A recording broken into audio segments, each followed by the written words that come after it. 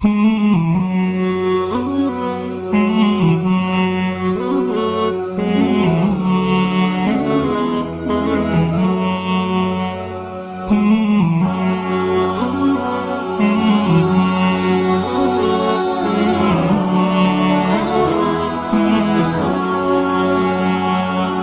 wa salatu wa salam ala rasulillah. Assalamu alaikum wa rahmatullahi wa barakatuh. Bonsoir à tous. Donc ce soir en fait je vais axer l'intervention sur deux questions. Donc la première, pourquoi je me suis converti à l'islam, donc qui est le titre de l'ouvrage. Et tout de suite vient après la deuxième question, pourquoi j'ai écrit ce livre. Donc je vais commencer par la deuxième question et après je vais rentrer pourquoi je me suis converti à l'islam.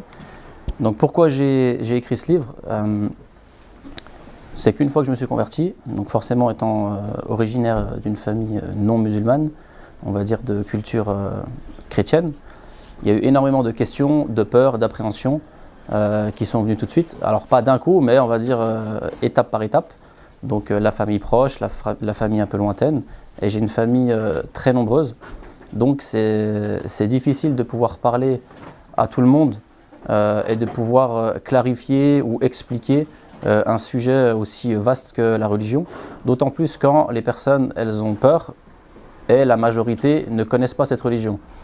Donc tout de suite, dans mon cheminement qui m'a amené jusqu'à me convertir, j'avais en tête que tôt ou tard il fallait que j'explique mon choix et que j'explique cette religion, et comme moi-même j'en étais convaincu, donc c'est facile de convaincre les gens une fois qu'on est convaincu, tout en ayant conscience qu'eux ne sont pas convaincus, que l'islam c'est une religion de paix, de vérité.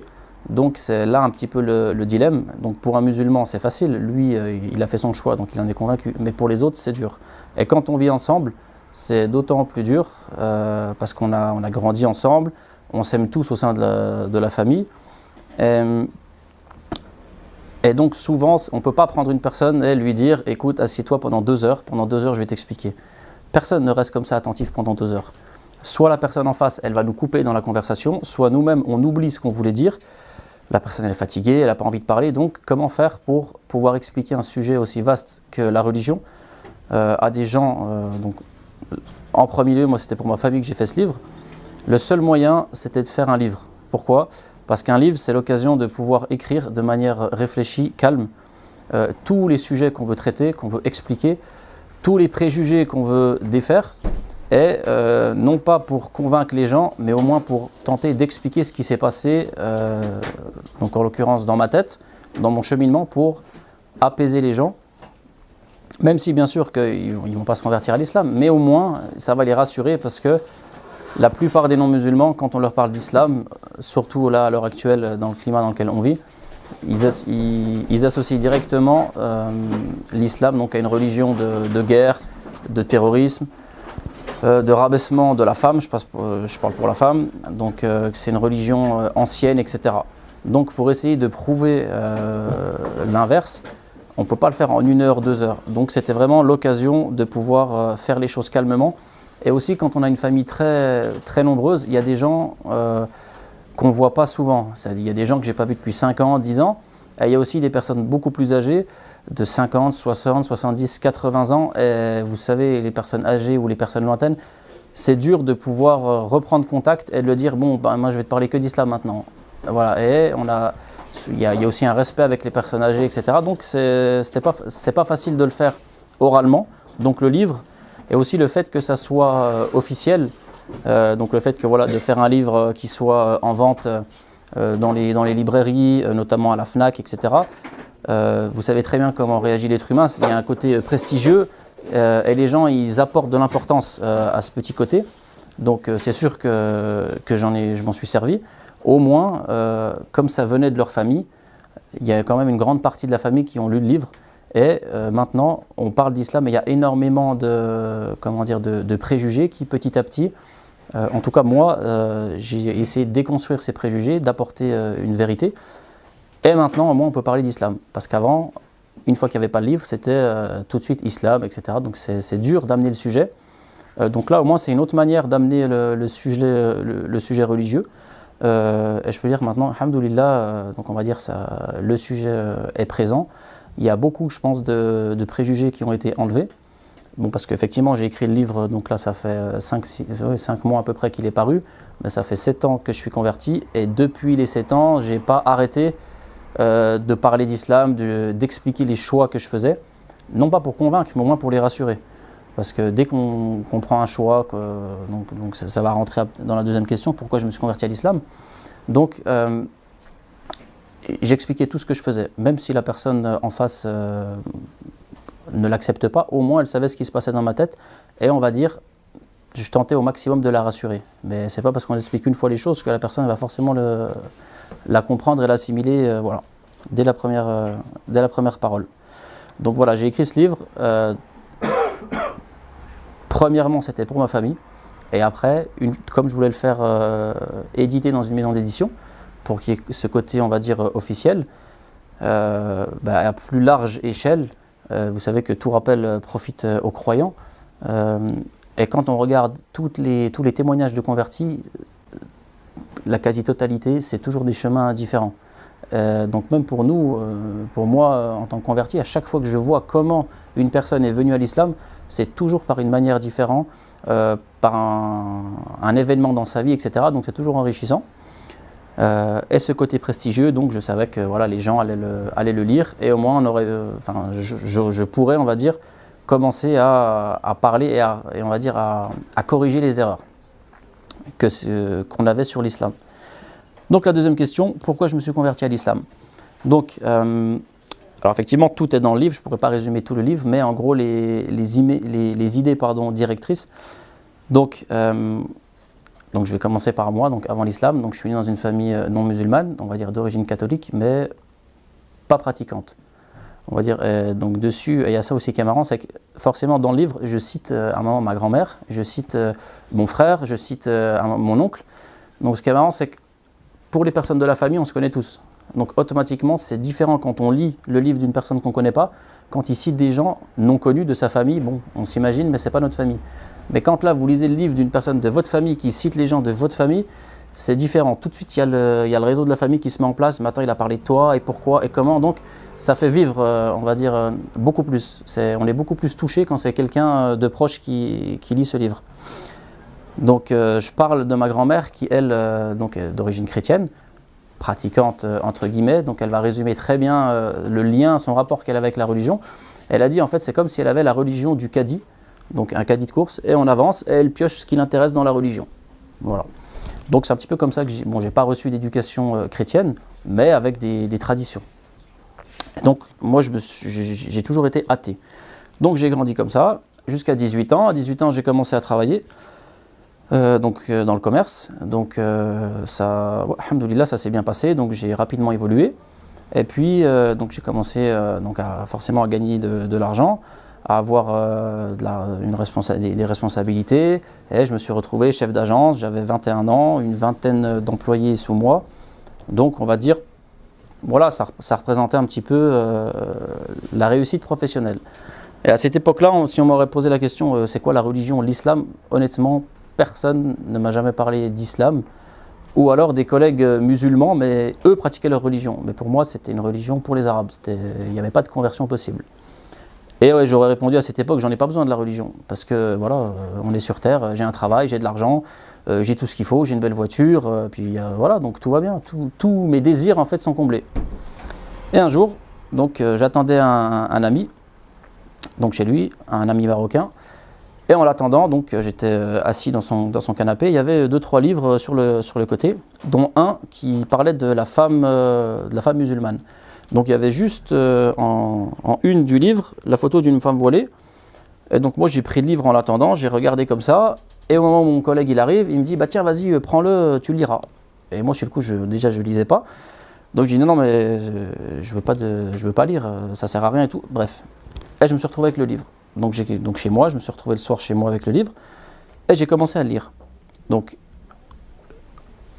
avant de lire le livre, on m'aurait dit qu'est-ce que tu penses d'une femme voilée? Je pense que j'aurais dit exactement ce que pas tout, mais énormément de Français tout simplement de non-musulmans, que c'est un signe de soumission, qu'on rabaisse la femme, que la femme elle est soumise à son mari, qu'elle est triste, qu'elle sourit jamais, etc. Déjà moi personnellement je connaissais aucune femme musulmane voilée, donc je ne savais pas à quoi ça ressemble.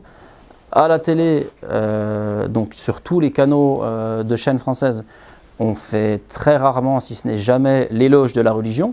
Et on n'invite jamais une personne pour présenter l'islam de manière objective, mais toujours, à chaque fois, le musulman, même dans les films sur Hollywood, c'est l'ennemi, c'est le terroriste. Donc même si c'est des films que c'est pas réaliste, quand on regarde un film, 5 films, 20 films, 100 films, inconsciemment, au bout d'un moment, on assimile tout de suite le musulman au méchant.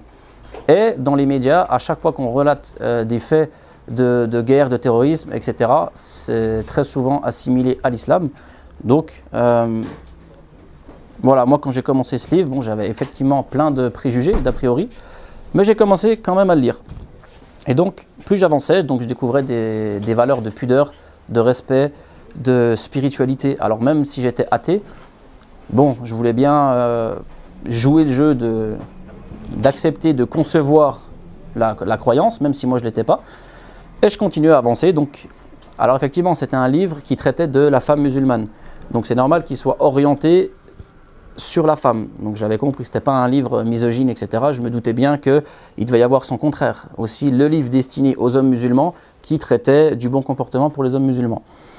Donc je découvrais que la femme musulmane, comment elle devait se comporter avec son mari, qu'il y avait des règles et des devoirs. Donc la notion du mariage, c'était quelque chose de très important dans la religion. Donc effectivement, en tant qu'homme, quand on lit ce livre, on se dit, plus on avance, effectivement, oui c'est beau, oui c'est beau, oui c'est beau. Mais ça n'existe pas, une femme comme ça. En tout cas, moi, je ne connaissais pas. Et dans le modèle, dans la société dans laquelle je vis, il n'y a pas. En tout cas, on ne le prône pas. Même si ça existe, on ne le met pas en valeur. Donc, il n'y a aucune star, aucune vedette ou actrice. Bon, musulmane, il y en a une minorité. Et voilée, il y en a peut-être 1 sur 1000. Moi, je ne m'en souviens pas en avoir vu. Donc, en tout cas, je n'avais aucun repère pour pouvoir identifier ce livre à la réalité. Et donc, je me retrouve à la fin du livre. Donc j'avais découvert un livre bien beau qui expliquait comment la femme devait se convertir, comment la femme devait devait vivre selon les préceptes de l'islam, avec sa famille, avec la société et avec son mari. Et en tant qu'homme, effectivement, on se dit, effectivement, c'est la femme parfaite, mais ça n'existe pas. Donc je redonne le livre à mon collègue, et mon collègue me dit, alors, tu l'as aimé ce livre? Je dis, oui, c'était un livre, quoi, c'est tout, je ne voulais pas trop me prononcer. Elle me dit, tiens, prends celui-là, un deuxième. Et il me donne un deuxième, et pareil, je lui dis non, mais c'est bon. Et il insiste, il me dit prends-le, bref. Et je me retrouve avec ce deuxième livre. Et ce livre, donc, il s'intitule Ne sois pas triste, dont La Tahzan de Shir Qarni. Donc, c'est un livre Ne sois pas triste, comme le titre l'indique, il va traiter de tous les aspects de la tristesse que l'être humain peut rencontrer dans sa vie.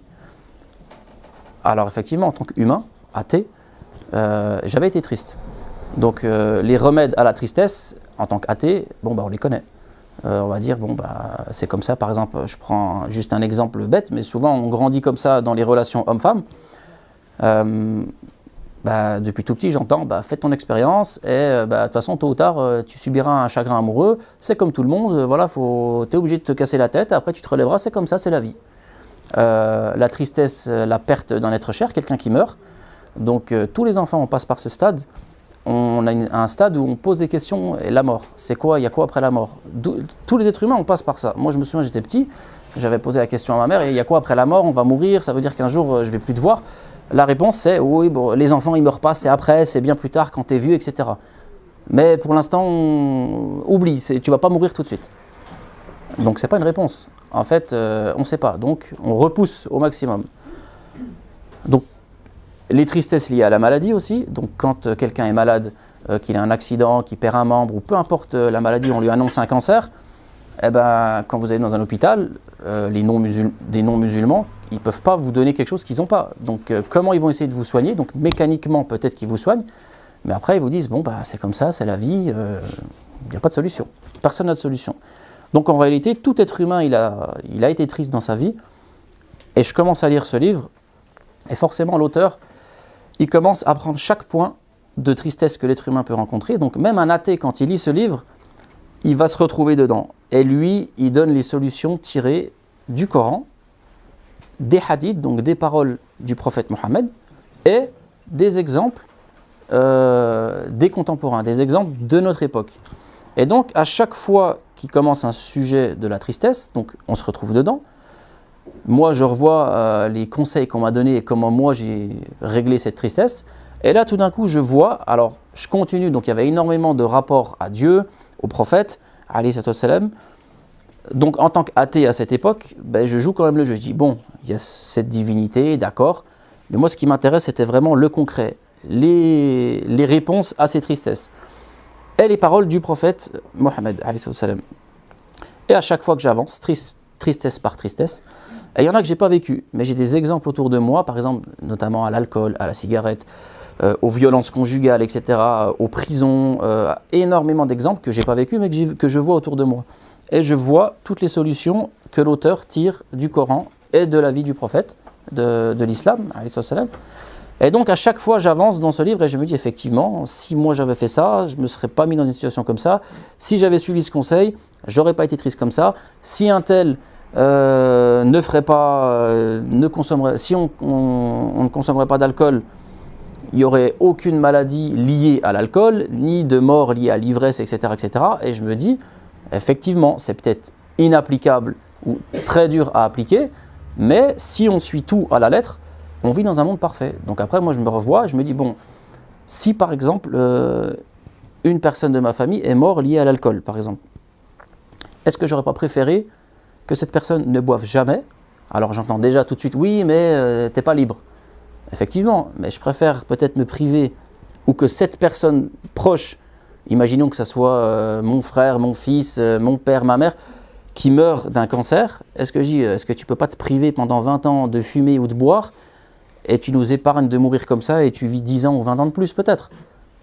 Si la personne me dit en face à face, non, je fais ce que je veux, je suis libre, c'est comme un coup de couteau dans le cœur. Je dis, mais c'est égoïste, ça se fait pas, on peut pas raisonner comme ça.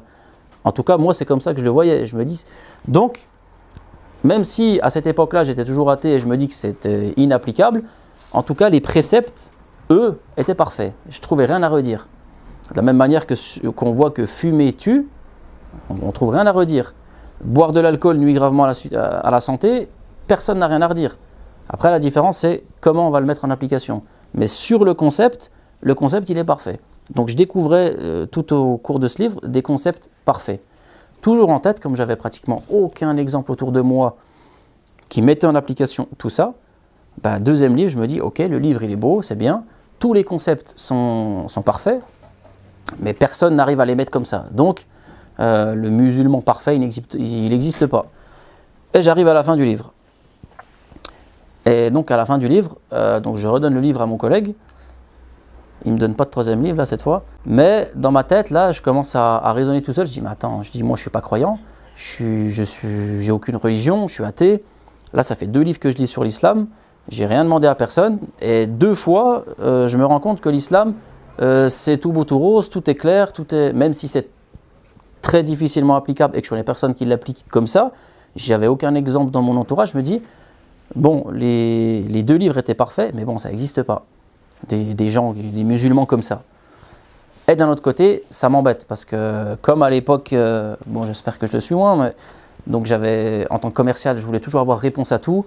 En plus, gérer une équipe commerciale, donc il faut toujours avoir le dernier mot, être celui qui sait tout, etc. Et là, d'un coup, je me rends compte que je ne sais pas tout. Que dans la religion, justement, déjà, je ne la connais pas, la religion musulmane, et que dans ces préceptes, de cette invitation, si vous voulez, à vivre, je ne connaissais pas. Et c'était meilleur que ce que j'avais vécu jusqu'à maintenant. Notamment sur les 2 sujets que j'avais lus, c'était la tristesse et la femme musulmane. Donc femme musulmane, je n'en connaissais pas, mais la tristesse, en tout cas, je découvre que ce à quoi moi, on va dire, comment j'avais été éduqué, comment j'avais grandi et comment ma société m'avait donné des solutions pour la tristesse, je suis en train de découvrir que d'un point de vue islamique, c'est beaucoup mieux. Et donc ça m'embête parce que j'ai cette idée que je ne connais pas la religion, il y a cette notion de Dieu, je ne connais pas, etc. Je me dis, bon, il faut que je clarifie le sujet. Soit c'est vraiment la vérité, soit c'est pas la vérité, c'est bon, je passe à autre chose. Donc je me dis, je ne suis pas plus bête qu'un autre, les 2 livres, ils n'arrêtaient pas de prendre en référence le Coran. Je dis, je vais acheter le Coran, je vais le lire. Et on verra bien s'il y a une erreur, s'il y a un truc qui me saute aux yeux, à ce moment-là, j'arrêterai, mais au moins, je me serais convaincu. Donc je suis allé acheter le Coran en français J'ai commencé à lire le Coran. Et bien entendu, le Coran, on en a tous entendu parler, avec tous les préjugés qui viennent. Ça c'est dans le Coran, ça c'est dans le Coran, si ça c'est dans le Coran, ça c'est dans le Coran. Mais concrètement, qui a lu le Coran? Déjà, j'ai été choqué quand je me suis converti, le nombre de musulmans qui m'ont dit « mais t'as lu le Coran ?» J'ai dit « bah oui, c'est la base, non, pour se convertir. » Ils me dire « moi je l'ai pas lu, moi je l'ai pas lu. » Et énormément de musulmans n'avaient pas lu le Coran. C'est quelque chose qui m'avait vraiment choqué au début. Donc j'ai commencé à lire le Coran et je m'attendais à vraiment trouver une notice assez rustre du style règle numéro 1, ne fume pas, règle numéro 2, ne bois pas, règle numéro 3, les femmes doivent être voilées, règle numéro 4, ne souris pas, règle numéro 5, reste à la maison. Vraiment quelque chose de comme on nous le présente en fait dans les médias. Et donc je commence. Et là donc 1 page, 2 pages, 5 pages, 10 pages, 20 pages. Et je commence à découvrir des histoires. On me parle de Jésus, on me parle de Marie, on me parle d'Abraham, on me parle de Moïse, de Noé. Puis au bout d'un moment, je dis, mais attends, mais c'est quoi ça? Je lis la religion musulmane ou je lis la Bible, le judaïsme, etc. Je dis, pourquoi il y a tous ces prophètes, toutes ces religions mélangées dans une? Je ne comprends pas. Et à cette époque-là, j'étais sur Paris. Et donc je me souviens, je venais de lire, j'étais encore dans les débuts du Coran. Et je rencontre un de mes clients, et là, quand il ouvre la porte, je vois, il m'ouvre un grand djellaba, une barbe énorme, et dans ma tête, toujours les préjugés. Je lui dis, ça y est, j'ai un imam devant moi, je vais pouvoir lui poser toutes mes questions qui me trottent, dont une, là, qui me bloque, là, dans ma lecture du Coran.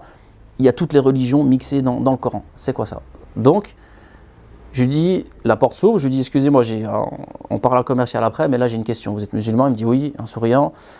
Je lui dis, voilà, je suis en train de lire le Coran. Et je ne comprends pas, il y a tous les prophètes qui sont mêlés dedans, il y a un mix, je ne comprends pas. Donc bon, il me fait rentrer chez lui et il m'explique. Donc il me dit, il m'a donné un exemple simple, mais donc je vous le dis. Donc il m'a dit en fait, le Dieu, on a tous un Dieu unique. Donc moi je lui dis effectivement, les 3 religions, on dit nous on a un Dieu unique, on a un Dieu unique, on a un Dieu unique, on a tous des prophètes. Bon, et là ils sont tous ensemble dans le Coran. Il me dit en fait c'est le même Dieu, mais chaque prophète est venu à son époque. Pas en même temps, à son époque, pour son peuple. Donc plus on avance dans le temps, le prophète c'est un être humain, il meurt, en vient un autre, et un autre, et un autre, et à la fin, le dernier, donc il s'appelle Mohammed, alayhi salam, qui lui-même, en fait, c'est le dernier des prophètes, qui vient confirmer tout ce que ses collègues avaient annoncé avant, avec des choses en plus. Il me dit, c'est comme quand tu vas à l'école. Il me dit, quand tu vas à l'école, tu vas pour apprendre l'éducation, avec un grand E. Il me dit, tu commences en quelle classe? En 6e. En 6e, tu as un professeur. En 5e, tu en as un autre. En 4e, tu en as un autre. Il dit, c'est pas les mêmes à chaque année.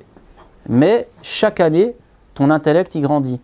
Ta compréhension grandit. C'est pour ça que ton professeur, plus tu avances dans le temps, déjà, c'est pas le même, bon, en gros, et il va de plus en plus loin dans l'explication. Il me dit, maintenant, on s'arrête. On prend un élève de 6e, un élève de 3e, un élève qui est au baccalauréat, qui a le doctorat. Ces trois élèves, ils font une discussion. Est-ce qu'ils vont se dire, non, moi, mon programme de 6e, moi j'ai raison, toi t'as tort? Non, parce que les 3, c'est l'éducation qu'ils ont reçue. Sauf qu'il y en a un qui est allé plus loin que celui qui est en 6e, il est allé jusqu'au bac, et le doctorant, il est allé jusqu'à son doctorat. Donc en fait, ils ont reçu la même éducation, mais à chaque fois plus loin. Donc il me dit, dans la religion, c'est la même chose. Il me dit, prends le calendrier, là on est en 2017, il me dit, il y a 2017 ans, il y a effectivement un homme, que tu sois croyant ou pas croyant, qui a vraiment existé, qui s'appelait Jésus. Après, que tu crois ou pas, c'est autre chose. Il a vraiment existé, tous les historiens sont d'accord. Il a apporté un message, il y a 2017 ans. Ensuite, bien avant lui, des centaines, voire des milliers d'années avant, il y a eu d'autres prophètes qui sont venus, notamment Moïse, qui est venu avec un message. Et il y a, alors 1430 ans, un peu plus que 1430 ans, il y a un homme qui est venu donc après Jésus, donc 600 ans après, environ, qui lui-même a apporté toujours un message, et tous ces hommes reprennent en même temps la même religion, le même Dieu, sauf qu'ils ne sont pas là pour des périodes, dans la même période. Donc ils sont là pour toujours les êtres humains, toujours pour le même Dieu, toujours pour la même religion, pour tout simplement transmettre ce que le créateur de l'univers voulait transmettre à l'humanité. Donc il m'explique cet exemple avec les classes scolaires, et je lui dis mais c'est trop simple. Je dis ça veut dire quoi? Ça veut dire que les chrétiens ils sont arrêtés, vous les musulmans vous êtes au doctorat, les chrétiens en gros ils sont au bac, et les juifs ils seraient arrêtés en 6e. Donc vous, comme vous reconnaissez tous les prophètes, vous savez, vous avez tout compris. Et effectivement, il a souri, il m'a dit, bah oui, pour nous c'est simple, tous les prophètes, on les reconnaît. Les chrétiens, c'est la même chose, ils reconnaissent tous les prophètes, sauf le dernier. Et les juifs, c'est la même chose, ils reconnaissent tous les prophètes, sauf les 2 derniers. Donc effectivement, je me suis dit, c'est bon, d'un point de vue non-croyant à cette époque, j'ai dit, effectivement, oui, celui qui reconnaît, il les reconnaît tous, qui n'a aucun problème. Bon, je lui dis, bon, effectivement, c'est logique. Et je sors de chez cette personne, et quand même, je dis, mais attends, c'est trop facile son explication, ça peut pas être ça, l'islam, c'est trop simple. L'islam, c'est un truc compliqué, c'est pas comme ça, c'est en tout cas toujours avec les préjugés qu'on m'avait mis, et je me dis, c'est beaucoup plus compliqué que ça. Et je reprends ma lecture du Coran. Et donc, je vous encourage d'ailleurs, ceux qui n'ont pas lu le Coran, à le lire, donc juste pour la culture personnelle. Donc c'est un style qui est injonctif, et ça, on va dire, ça interpelle le lecteur. C'est-à-dire que l'auteur du livre, comme lui-même se décrit, donc Dieu, le créateur, donc à chaque fois, il a un style injonctif. Donc fais ceci, fais cela, regarde, observe, médite. Donc quand on lit le livre, on sent que l'auteur nous parle directement. C'est pas comme quelqu'un qui prendrait un héros fictif, comme les romans qu'on a l'habitude de lire, où on suit l'histoire d'un tel. Là, quand on lit, tout de suite, on est projeté, c'est nous, en gros, l'héros du livre, on est dedans. Après, bien sûr, avec des histoires qui vont être racontées, mais souvent, l'auteur s'adresse à nous directement. Et ce style, en fait, au bout d'un moment, au bout de 50, 100 pages, 150, 200 pages, bon, j'ai accepté, on va dire, de jouer le jeu, entre guillemets, de dire, ok, bon, je veux bien prendre en considération que tu existes, je ne suis pas musulman, je ne suis pas croyant, mais je continue ton livre et on va voir jusqu'où ça va m'amener. En tout cas, ce que je découvrais dans le Coran, ce n'était pas les préjugés que j'avais, il y avait énormément de valeurs, de notions de pudeur, de respect vis-à-vis de la famille, de respect du voisin, de respect de visiter les malades, de faire l'aumône. Énormément, toutes les qualités qu'on peut rencontrer, qu'on nous appelle à faire, elles étaient dans le livre. Et à chaque fois, il y avait des histoires des prophètes antérieurs. Comment les prophètes avaient transmis leur message à leur peuple. Et à chaque fois, comment le peuple avait accueilli ce prophète et ce message. Donc il y avait toujours des gens qui avaient suivi et des gens qui avaient combattu. Comme maintenant, il y a toujours des gens qui croient et d'autres qui combattent. Et en tout cas, je regarde comment, toujours, donc je joue le jeu, l'auteur de ce livre demande aux croyants de se comporter. Et il faut le lire pour en témoigner. On ne peut qu'admettre qu'il n'y a pas meilleur conseil et recommandation et ordre. En fait, donc là maintenant, c'est en tant que musulman, je me dis, il n'y a pas le choix. Quand on reçoit un ordre de bien se comporter, je veux dire, c'est pas comme un sport ou comme un hobby où on peut dire je fais pas, plus tard, etc. Si vraiment la personne croit en Dieu, il y a certaines choses, elle est obligée de faire. Et il y a même des choses, Dieu, donc, qui nous a créés, donc toujours comme on lui le dit dans le Coran, lui-même qui nous a créés, il a mis déjà en nous une prédisposition à ressentir, à faire le bien et à réprouver le mal. Ça veut dire qu'un non-croyant, comme moi, quand j'étais en train de lire le Coran, je le lisais en tant que non-croyant, mais qui accepte de jouer le jeu, j'avais déjà en moi, si on m'aurait dit c'est quoi le bien, c'est quoi le mal, j'aurais dit je sais, ça c'est bien, ça c'est bien, ça c'est bien, ça c'est mal, ça c'est mal, ça c'est mal. Donc quand je découvre dans le Coran, ça c'est effectivement, je dis je le savais déjà ça aussi je savais que c'était mal. Tout simplement que celui qui m'avait créé, donc après je le découvre plus tard et en parallèle du Coran, donc je regardais beaucoup de conférences, de cours, etc. Et donc c'était même logique que celui qui m'a créé moi-même, qui a créé mes sentiments, il m'est déjà mis, on va dire, une prédisposition à faire le bien et à éviter le mal. Donc on se rend compte à quel point c'est facilité. Donc quand je découvre toutes ces notions de bonnes choses et de mauvaises choses, il y a énormément de choses, quand je disais, effectivement, je sais, c'est vrai, et il y en a d'autres qui vont se greffer. Et des fois, il y avait des choses où j'avais tort, où j'avais une mauvaise vision. Et là, l'auteur du livre, toujours, il corrige cela. Et effectivement, il y a tout de suite cette explication de vie après la mort et de vie avant la vie que nous, on a vu sur Terre. Donc, en tant que, toujours, je joue le jeu, non-croyant, je dis, ok, ça, je me suis pas plus intéressé à ça. Moi, ce qui m'intéressait, c'était les choses analysables, les choses concrètes que je pouvais analyser là, sur Terre, tout de suite. Donc bon, j'écoutais, il y avait le paradis, l'enfer, le jugement, etc. Je dis, ok, c'est beau, oui, c'est logique, il y a un jugement, pourquoi pas. Et après, je regarde toujours, je voulais trouver des exemples pour confirmer les paroles ou alors les contredire. Et je me dis effectivement, si il n'y a pas de jugement sur Terre, il n'y a pas de jugement après la vie sur Terre et qu'il y a un créateur, c'est pas juste. Je dis comment un homme, par exemple, peut tuer des millions de personnes et même si on attrape cette personne, on va le tuer qu'une fois. Donc en réalité, il n'y a pas eu de justice. Comment on peut? Et même je vois tous les faits divers qu'il y a. On peut voir les violeurs, les choses qui font de la pédophilie, des trucs horribles.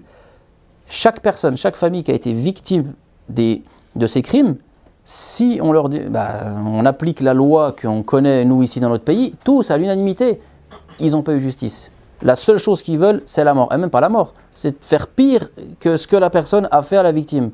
Donc au fond de nous, on a ce sentiment de vengeance. Et la seule religion qui venait apporter, on va dire, réparation entre guillemets, c'était l'islam. Parce que n'importe quel, avec une famille chrétienne, n'importe qui dans ma famille, ce qui est victime. Alors quand on n'est pas victime, c'est facile de dire non, c'est quelque chose de barbare, etc. Mais quand ça vous tombe dessus, ceux qui connaissent des gens qui ont été victimes, on va dire, de meurtre ou de viol, etc. Tout, il y en a peut-être une sur 1000 qui va dire non, moi je pardonne. C'est bien, mais la plupart des gens, ils veulent on va dire, appliquer une sentence bien au-delà qu'un emprisonnement. Donc en fait, plus j'allais loin dans le Coran, plus je découvrais toutes les notions de justice. Effectivement, des fois on peut l'avoir sur terre, des fois pas. Mais je ne mettais pas trop d'importance sur tout ce qui était après la mort et avant la vie. Moi, ce qui m'intéressait, c'était le concret, le vérifiable. Et donc après, dans le Coran, je vois des histoires, notamment sur les civilisations, sur donc les histoires liées au prophète, comment il a transmis le message, comment les gens ont réagi violemment contre lui, comment lui il a supporté, comment il a patienté, comment il a pardonné. Et quand il avait la possibilité de pouvoir se venger, il ne l'a pas fait. Il a pardonné, etc. Donc je me dis, mais en fait tout... Et donc forcément, comme maintenant j'étais intéressé au sujet religieux, j'écoutais ce qui se passait dans les médias, etc. Et je me rendais compte, j'ai tout de suite compris que les médias et la France, parce qu'on vit en France, c'était un pays qui était hostile à la religion. Donc c'est vrai, depuis 1905, on avait vécu dans un pays religieux, où le religieux et le gouvernement ne faisaient qu'un, et depuis 1905, on a enlevé les deux. Et ces dernières années, il y a une guerre qui se faisait de plus en plus. Alors quand j'étais pas musulman, ça ne me regardait pas, je connaissais aucun musulman, je ne la voyais pas. Mais comme maintenant, je commence à m'intéresser à l'islam, je vois en fait un gouvernement qui ne veut pas de religion, qui veut une religion mais qu'on ne voit pas, etc. etc. Donc c'était des choses, on est dans un pays libre, oui, on peut faire ce qu'on veut, oui, mais pas l'islam. D'autres religions, oui, mais pas l'islam. Donc je dis, il y a quelque chose, pourquoi on attaque, etc.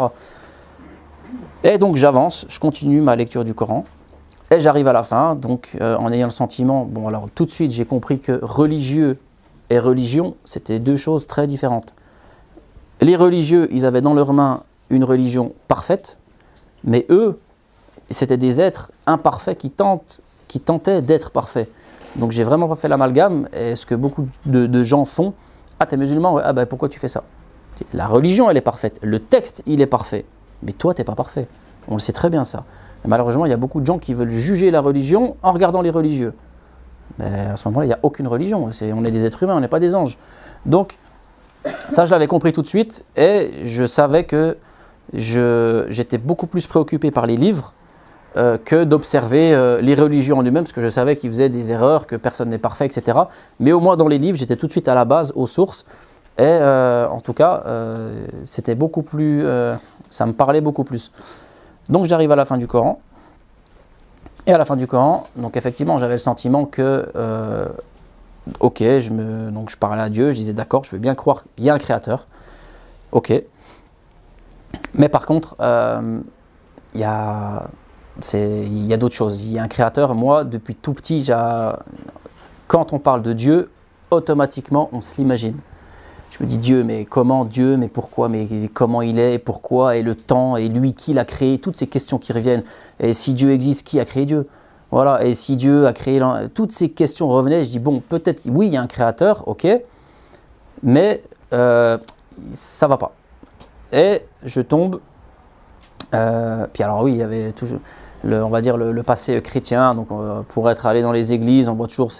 Ces dessins, il y a un nuage, une main qui se tend, etc. Enfin, toujours ou chez les bouddhistes ou quoi. Parce que c'est vrai qu'en France, il y a beaucoup maintenant de gens qui veulent une spiritualité, qui cherchent cette spiritualité. Dans l'hindouisme, le bouddhisme, c'est beau, c'est en harmonie avec la nature. Donc il y a un petit temple, un Bouddha, j'ai mis ça, un dieu comme ça, c'était pas... Non, ça ne me parle pas. Et donc je tombe sur une conférence où là, l'imam... en fait, il expliquait à un bouddhiste, le bouddhiste, lui, il adorait Dieu, il avait besoin d'un petit temple. Et l'imam lui explique, lui dit, mais il y a, même dans le bouddhisme, comme dans le christianisme, comme dans le judaïsme, c'est interdit la représentation et l'association de Dieu. Donc toutes les religions l'interdisent, mais les fidèles le font. Et donc cet imam musulman expliquait aux bouddhistes que même dans ta religion bouddhiste, tu ne dois pas faire de petits temples, d'adorer une statue. Et le bouddhiste l'explique, mais ça c'est pour se concentrer. Quand on est au début, on a besoin, les novices dans la religion, ils ont besoin d'une chose pour se concentrer, pour prier, pour méditer.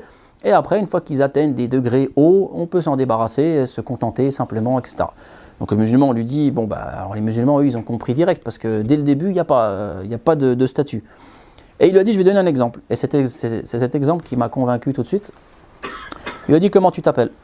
Donc bon, je vais prendre un exemple, un nom, j'ai oublié son nom, on va dire Paul. Il a dit, tu t'appelles Paul. Il a dit, tous les mois, tu vas faire un don de 100 € à un petit étudiant qui est au Sri Lanka, qui est à l'école. Et l'étudiant, tous les mois, il ne connaît pas. On lui dit, tiens, il y a 100 € pour t'acheter des fournitures scolaires, des livres, etc., qui viennent de Paul. Il dit, ah bah, merci Paul. Ok, 1 mois, 2 mois, tous les mois, il a ces 100 € qui viennent. Et merci, merci, merci, merci. Puis un jour, il y a un cafard qui passe sur sa table, hop, il attrape le cafard, il met dans une boîte. Puis il dit, ah, à partir de maintenant, c'est toi Paul. Et il va dire, merci Paul, en regardant le cafard. Merci Paul pour ces 100 €. Et là, il a commencé à rigoler et il a compris. Il a dit, est-ce que tu serais content, toi, que cet étudiant qui t'a jamais vu prenne un cafard et dit, merci Paul. Il dit, bien sûr que non. Il dit, alors toi, comparé à ce cafard, il dit, ta statue comparée à Dieu. Il dit, mais regarde l'univers, regarde Dieu, tu veux le mettre à une statue. Il dit, si tu n'as que son prénom, contente-toi de son prénom. Tu t'appelles Paul, merci Paul. Tu n'as pas besoin de le représenter. Eh bien, il dit, nous, dans la religion, c'est pareil. Il s'appelle Allah, tu l'appelles Allah. Il a le miséricordieux, tu l'appelles le miséricordieux. Il a son prénom, tu te contentes de son prénom. C'est tout.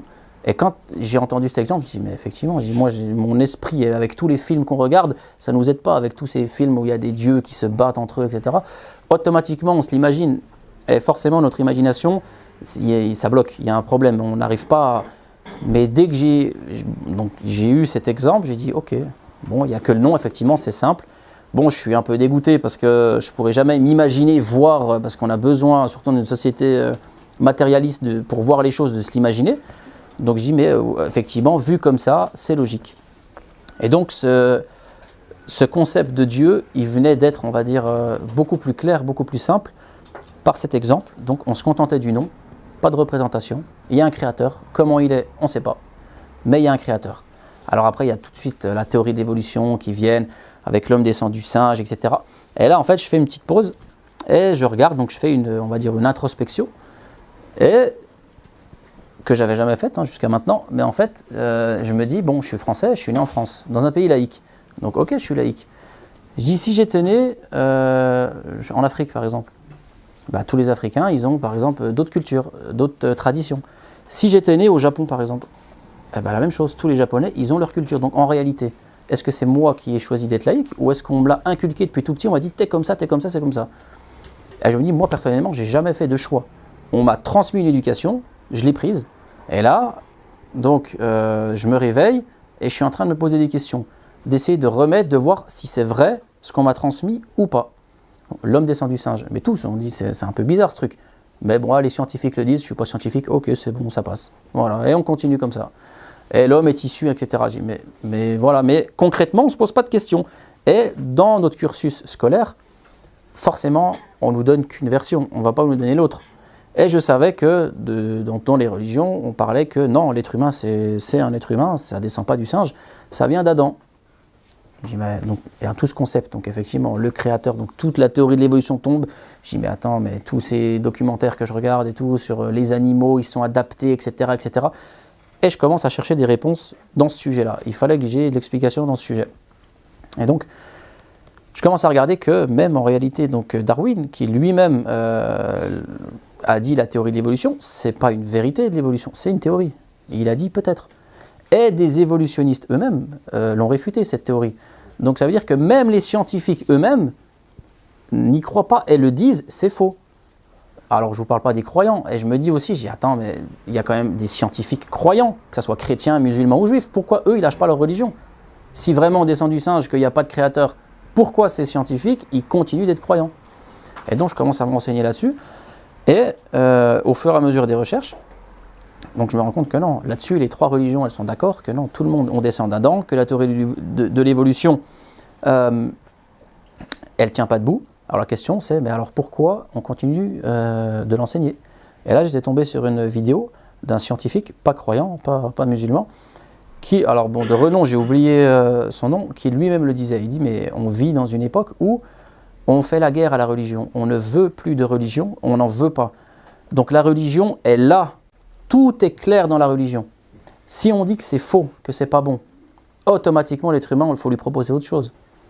Si je t'enlève ton repas, ok, mais peu importe, mais donne-moi quelque chose d'autre. Donc on a dit quoi? Théorie de l'évolution, l'homme descend du singe, etc. Alors que eux-mêmes disent que c'est faux. Mais en fait, s'ils disent ouvertement, bah d'accord, on ne descend pas du singe, qui a une réponse? À part les religieux? Personne. Donc je me dis, bon, effectivement, ça peut être logique. Et là, j'étais tombé sur une bonne conférence d'un imam. Bon, tout ce que je vous dis, c'est bien détaillé dans le livre. J'étais tombé sur une conférence d'un imam qui expliquait en fait comment pourquoi les Français réagissaient aussi négativement, aussi froidement vis-à-vis de la religion et de l'islam en particulier. Il avait expliqué, donc il fallait, comme tout médecin, regarder quand on a un patient qui est malade ou qui a quelque chose, on regarde tout de suite dans son passé. Comment ça s'est passé? Il faut un aperçu historique. Et effectivement, on regarde qu'en Europe, donc qui a été chrétienne pendant des centaines d'années, eh ben, très rapidement, les chrétiens, donc, ils ont commencé petit à petit à changer, à modifier ce qu'il y a dans les préceptes de la religion, à innover des choses. Et là, je le dis bien dans le livre, je ne suis pas là pour critiquer ou calomnier la religion. C'est un fait. On va dans une librairie aujourd'hui, si je veux acheter la Bible, le vendeur va me dire laquelle? Laquelle? Il y en a plusieurs. Et donc même moi je dis, bon, bah, c'est le livre de Dieu? Oui, mais lequel? Je l'ouvre page 180 de telle Bible, l'autre, c'est pas les mêmes. Il y a des phrases, là il y a une phrase, là il n'y a pas, là il n'y a pas. Ça c'est un livre de Dieu? Alors, les réponses écrites, oui, mais c'est l'esprit de Dieu qui. Il faut un truc concret. Il faut, si je dois suivre quelque chose. Bref. Et donc, effectivement, quand on regarde l'histoire de France, donc la religion, avec toutes ces abominations qu'elle a commises au nom de la religion, que ce soit la colonisation, l'esclavage, ils ont justifié l'esclavagisme en disant oui, ça fait partie de la religion, l'homme blanc est supérieur à l'homme noir. Etc., etc. Toujours au nom de la religion. Alors je sais très bien que forcément les textes ne l'ont pas forcément prôné, mais le français de base et même l'européen, c'est ce qu'il a vécu. Donc l'idée de la religion qui se fait, c'est une religion qui a spolié le peuple, qui a extorqué l'argent, qui a fait du business avec sa religion, et automatiquement un français laïc, quand on dit religion, tout de suite il y a tout son passé, son histoire qui ressort. Peu importe le nom de la religion. Que ce soit le judaïsme, l'islam ou peu importe, tout de suite il va assimiler ça dans le même truc. Sauf celui qui a fait l'étude, qui a fait l'effort d'apprendre les religions, la théologie. Mais c'est une minorité dans notre pays, d'autant plus que maintenant, on n'étudie plus du tout la religion, mais on l'attaque. Et le seul moyen qu'on a, c'est les médias. Donc, je commence, voilà, bon, effectivement, donc je continue l'analyse de ça, et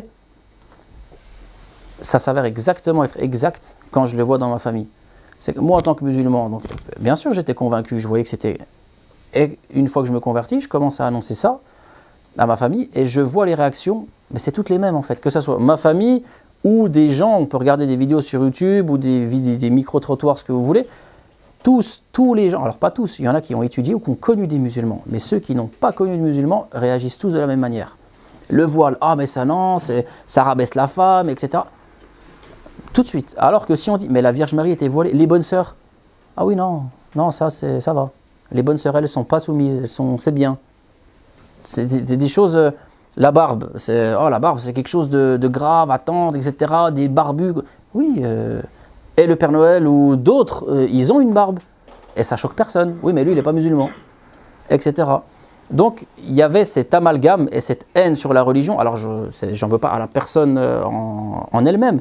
Mais ça, en fait, c'est une éducation. Et il y a tout un pays, une pensée qui est derrière. C'est une réalité. Vous regardez les films, Hollywood ou peu importe.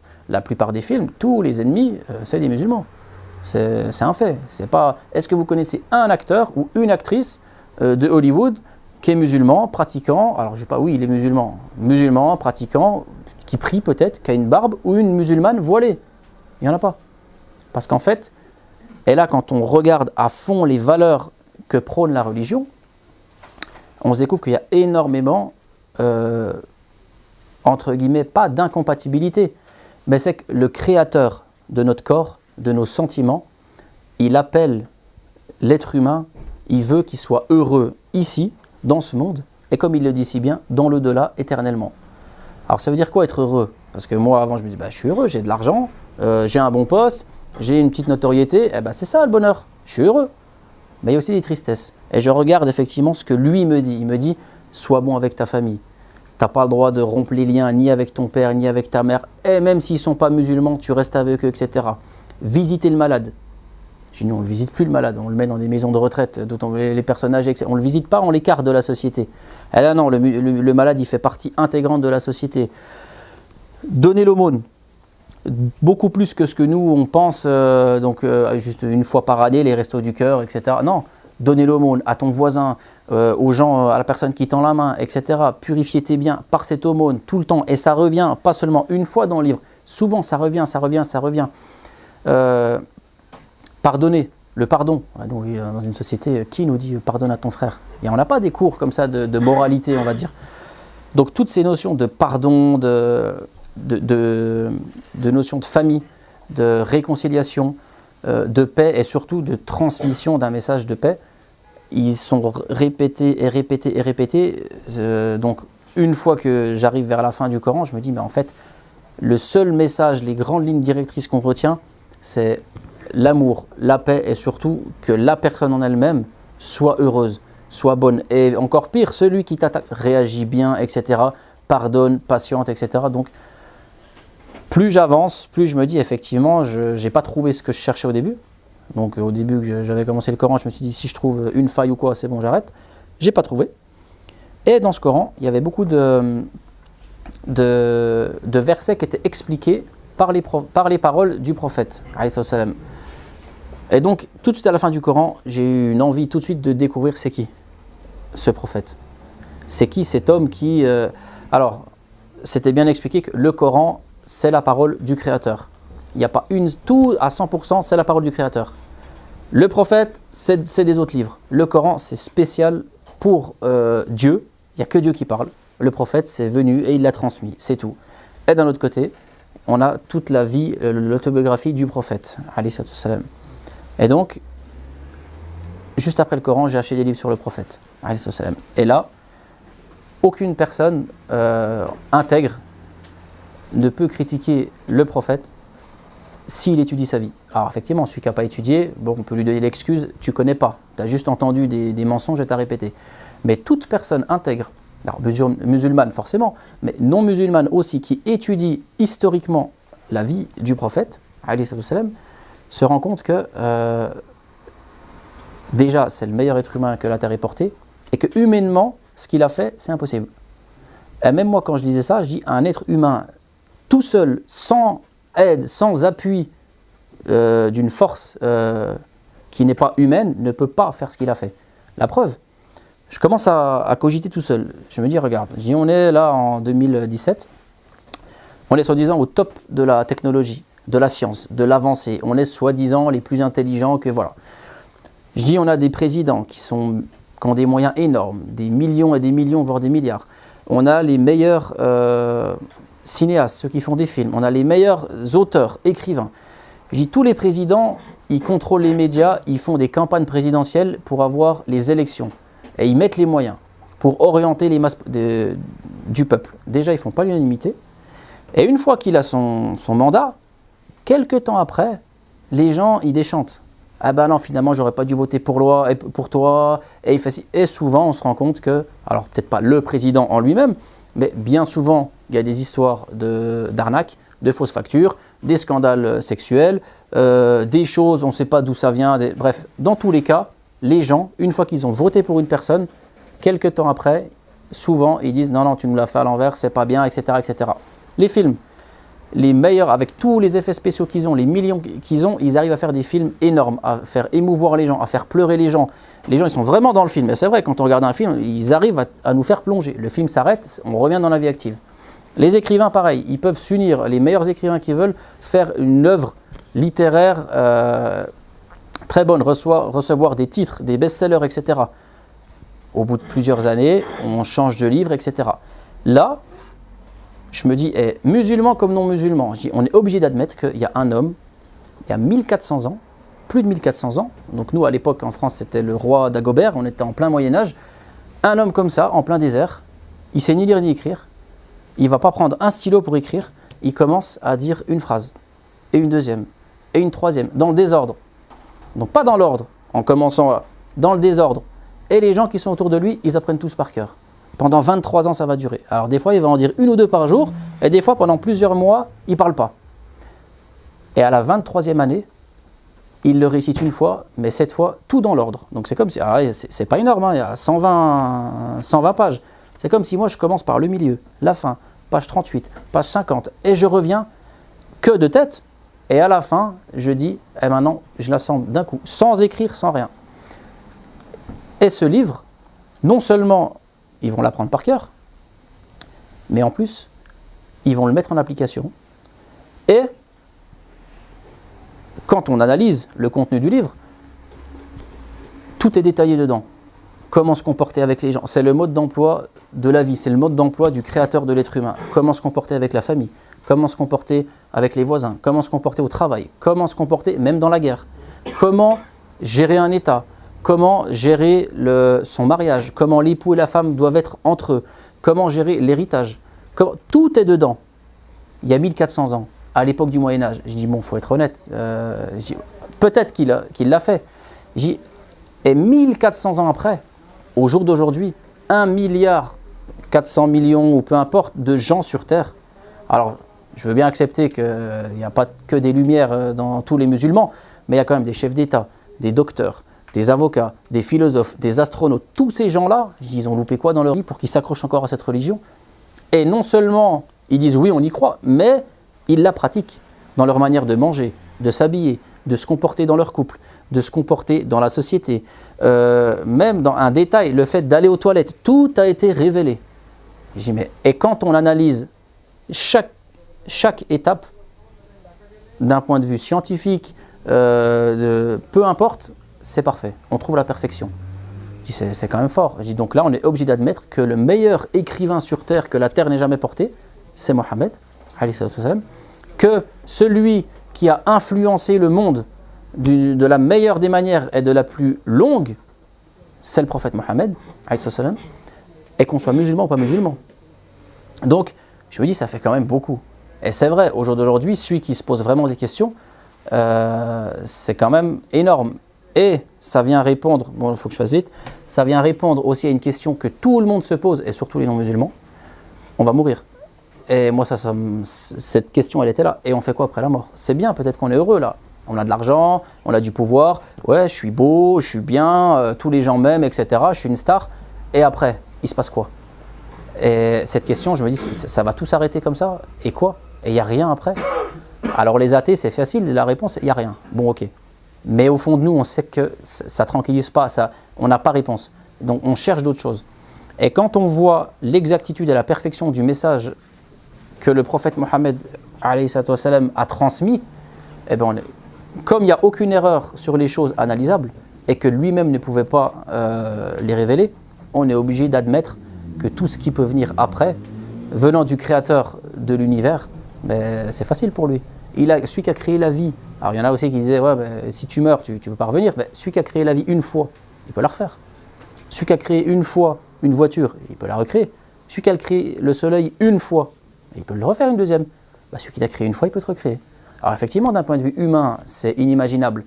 Mais il ne faut pas essayer d'imaginer Dieu, beaucoup de gens font ça, avec ton esprit humain. Et j'avais mis dedans, une fois, il y a un imam donc, qui creusait un petit trou à côté de la plage. Et il y a des gens qui sont passés à côté et qui ont commencé à se moquer de lui en disant « Ah, mais qu'est-ce que tu fais? Pourquoi tu creuses un trou dans la plage alors qu'il y a la mer qui est à côté ?» Et l'imam, il leur répond bah, « Parce que je vais prendre l'eau de la mer et je vais la mettre dedans. » Alors forcément, les autres athées, ils ont rigolé, ils disent « Mais t'es fou, c'est encore ça ta religion et tout ?» Il dit « Parce que vous espérez cerner, comprendre Dieu avec votre esprit, alors que Dieu, son esprit, il n'y a pas de limite. Comme cette mer ne pourra jamais rentrer là-dedans. Et toi, avec ton esprit d'humain, tu crois que tu vas comprendre le créateur de l'univers? Tu n'arrives même pas à regarder le soleil en face. Tu ne peux pas regarder le soleil et tu crois que tu vas regarder Dieu, comme certains disent, bah, s'il existe, qu'il se montre. Mais tu n'arrives même pas à voir sa création. Et tu crois que tu vas voir, tu crois que tu vas voir le créateur de la création? C'est pas possible. Donc encore une fois, il y a des choses, toutes les choses qu'on pouvait analyser sur cette terre, donc, étaient analysables et à chaque fois c'était 100% vrai. Et pour le reste, bah, on va dire que ça coule de source. Et donc là, pour terminer, il reste 5 minutes. J'ai mis dans le livre à la fin, donc après je pense, ça là, si vous voulez, je reviendrai après la prière du Isha, mais juste finir. Donc j'ai mis dans le livre, donc comme le livre était destiné à ma famille, il y a énormément de gens qu'on connaît, des philosophes, des acteurs, des gens qui se sont convertis à l'islam, mais ça on n'en parle jamais. Pourquoi? Parce que ça ne va pas aider les gens à mettre un témoignage sur France 1 de quelqu'un qui s'est converti à l'islam, parce qu'on ne veut pas de religion. Donc c'est pour ça qu'il fallait que je mette pour prouver que forcément à chaque fois quand c'est des musulmans, j'aurais pu mettre 15 000 savants musulmans qui parlent, c'est normal, c'est un musulman, donc il ne va pas critiquer la religion. Mais il y a des gens qui ont eu au moins une parole honnête, qui ne sont pas forcément musulmans, mais qui ont analysé et étudié la vie du prophète, alayhi salam, et qui ont parlé sur lui. Et vous allez voir que, même vous, hein, si vous étudiez, bon la plupart vous êtes musulmans, mais vous regardez d'un œil objectif la vie du prophète, alayhi salam, on est obligé de se rendre compte de la grandeur de ce personnage. Donc le premier, c'est Gandhi. Gandhi, donc il a dit « Je voulais mieux connaître la vie de celui qui aujourd'hui détient indiscutablement le cœur des millions d'êtres humains. Je suis désormais plus que jamais convaincu que ce n'était pas l'épée qui créa une place pour l'islam dans le cœur de ceux qui cherchaient une direction à leur vie. C'était cette grande humilité, cet altruisme du prophète, l'égard scrupuleux envers ses engagements, sa dévotion intense envers ses amis et adeptes, son intrépidité, son courage, sa confiance absolue en Dieu et en sa propre mission. Ces faits, et non l'épée, lui amenèrent tant de succès et lui permirent de surmonter les problèmes. Plus j'étudie et j'apprends que la force de l'islam ne se puise pas dans l'épée. » Un autre, Georges Bernard Shaw, « Si un homme comme Mohammed gouvernait le monde, il parviendrait à résoudre ses problèmes et à lui assurer la paix et le bonheur dont il a besoin.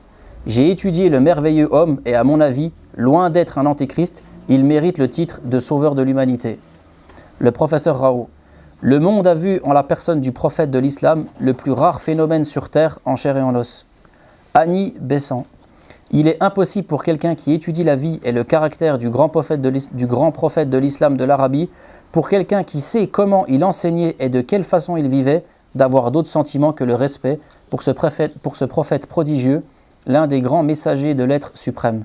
Même si mes discours contiennent bien des choses qui sont familières à beaucoup d'entre vous, chaque fois que moi-même je les relis, je sens monter en moi une nouvelle vague d'admiration, un nouveau sentiment de révérence pour ce prodigieux grand maître arabe. » Alphonse Lamartine, philosophe, orateur, apôtre, législateur, guerrier, conquérant d'idées, restaurateur de dogmes rationnels, d'un culte sans image, fondateur de 20 empires terrestres et d'un empire spirituel, voilà Mohammed.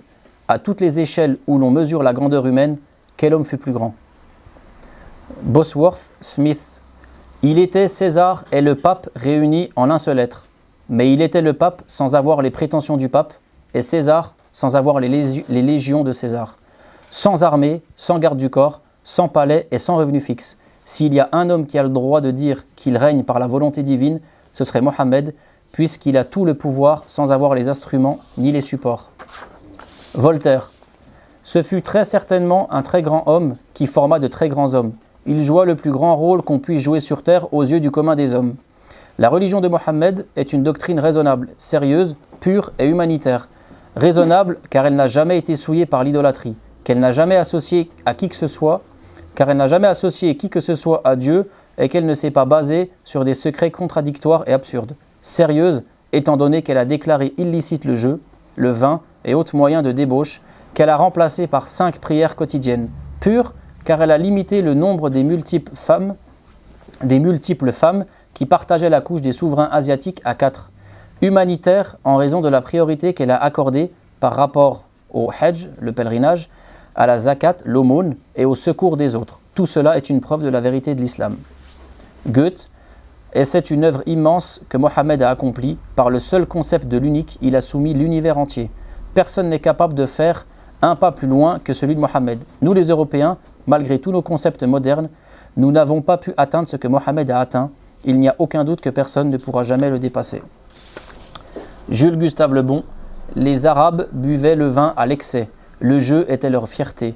L'homme prenait tant il voulait des femmes et les divorçait quand il le souhaitait. Les veuves faisaient partie de l'héritage. Après la mort du mari, elles étaient léguées au fils. C'est bien l'islam qui a aboli toutes ces coutumes. Le professeur Édouard Montet. L'islam a interdit l'Holocauste, le meurtre des filles, la consommation de vin et le jeu qui était chose courante chez les Arabes.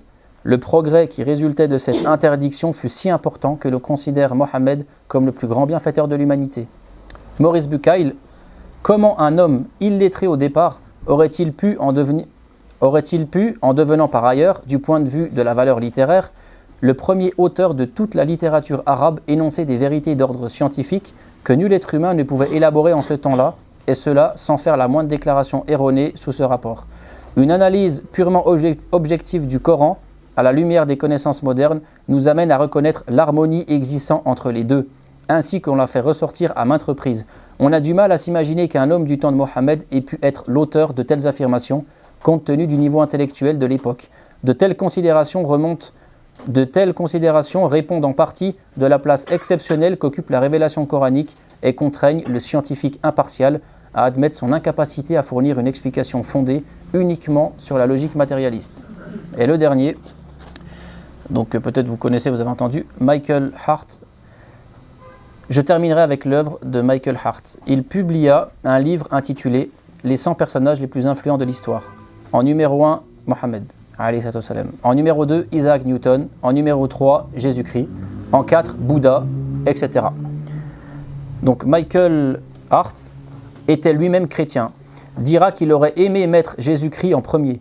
Mais Jésus n'a pas été marié alors que Mohammed, oui. Jésus n'a pas été père de famille alors que Mohammed, oui. Jésus n'a pas fondé et géré d'État alors que Mohammed, oui. Jésus n'a pas fait la guerre alors que Mohammed, oui. Dans tous les domaines, Mohammed atteignait la perfection. Il dira qu'il aurait aimé mettre Jésus-Christ en tête de liste, mais son objectivité et son honnêteté l'obligeaient à rendre la place à celui qui la méritait le plus, à savoir Mohammed.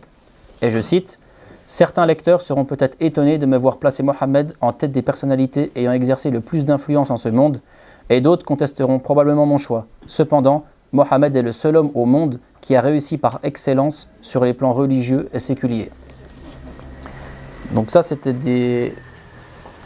Vas-y. Je finis, Inch'Allah, c'est bon. Donc ça, c'était des citations. Donc la plupart des gens, excepté un ou deux, étaient musulmans. Le reste ne sont pas musulmans. Donc la plupart, c'est pas comme... Moi, j'ai fait ce livre, c'était pas pour convertir les gens dans la famille, mais juste au moins pour rétablir la vérité et dire que tous les mensonges qu'on entend n'étaient pas forcément liés à l'islam. On va attendre la fin de l'Aden, Inch'Allah.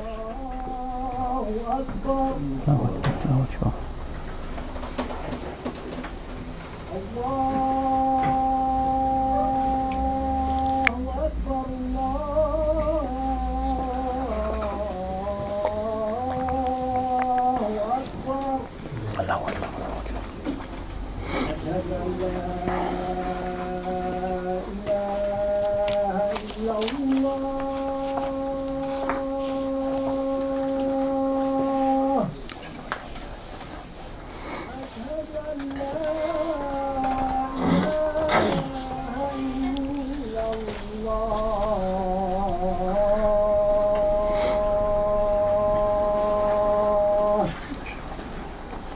أشهد أن محمدا رسول الله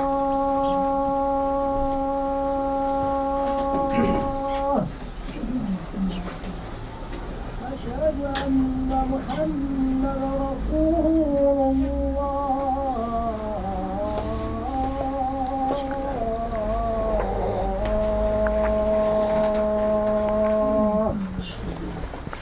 حي على الصلاة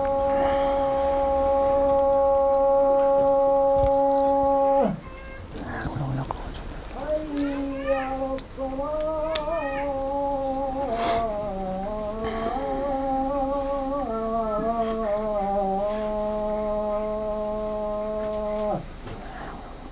حي على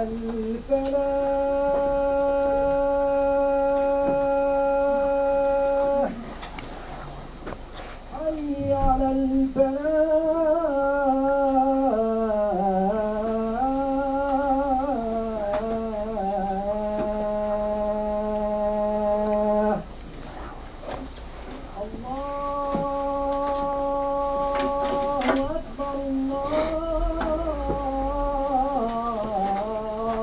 الله أكبر الله أكبر لا إله إلا الله